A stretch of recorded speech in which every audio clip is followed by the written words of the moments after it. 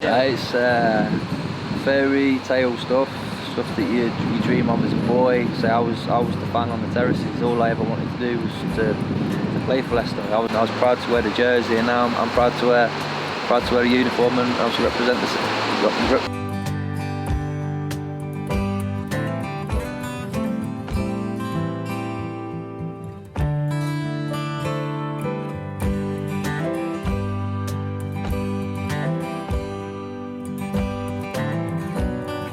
I always loved football, but I didn't actually join my first team until I was 9.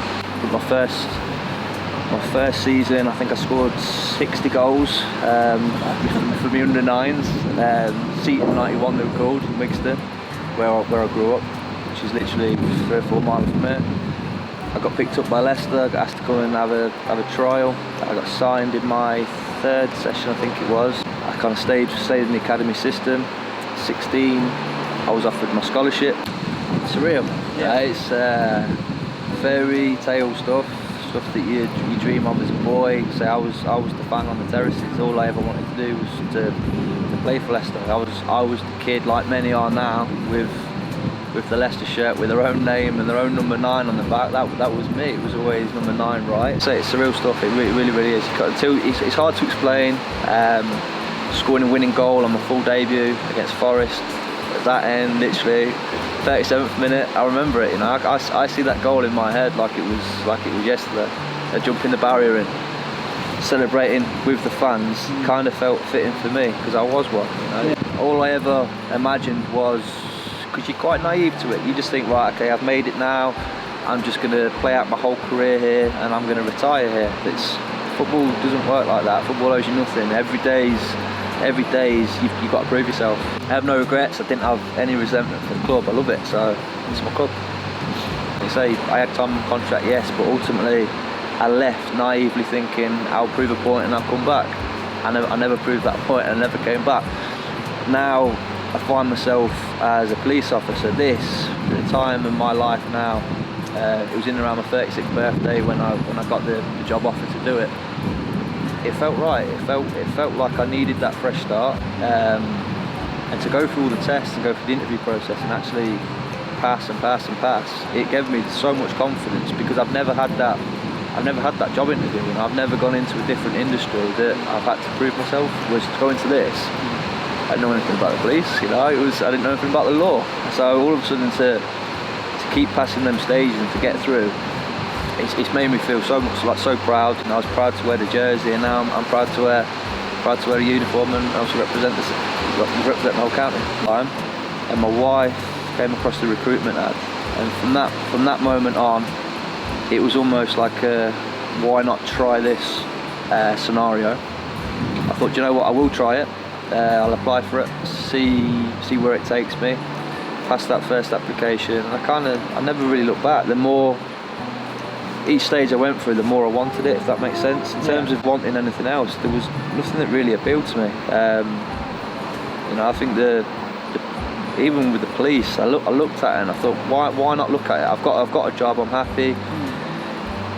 Try it, see if you like it. If I didn't have liked it, I would have walked away. To say every stage I passed, and you start revising stuff, and you know, you start learning a little bit more about the industry, a little bit more about the law. You kind of think, oh, I can do that, and it interests me. I think it's a prestigious role. I think people in the communities look at it. It's very authoritative. People look to the police to protect them, to keep them safe. I've got 2 little girls, so you know, if I can do anything to the community to make it a safer place, then you know that can be a goal and incentive for me. But football stuff, I think, possibly helped my integration into the force. You know, the support that I've not only had from my station that I'm based at, but from the force in terms of Leicestershire, from the chief, the deputy chief, and even officers like nationwide that have been in contact with me to say good luck, amazing story and all this. It's the support that I've had has been phenomenal. You know, all officers said it. They said it through the training. This is the family. You all look out for each other, and it really, really genuinely does feel like that. I think I've found for 3 decades that I have been stimulated and challenged and been able to put something back to a place that I care about and that is a massive motivator every day. People have asked me, are you from around here? So I've had some people that have obviously recognised that I've played for Leicester, and that's weird. That is weird. And I've had that in custody as well. To be fair, I don't think the custody sergeant helped me out much at the time, to be honest with you, because they kind of all laughing about it and making a thing of it. So it was, you kind of trying to get away from that, try and just go, look, I'm Tommy Wright, the police officer, not Tommy Wright, the old footballer. So it's what I've done. I'm proud of it. My family are proud of it, my friends are proud of it, but ultimately this is something new for me now. I know, I'm an ambitious person. It's kind of in my blood. I want to see how far this can take me. Look, Tommy's a really good example of a local guy who wants to put something back.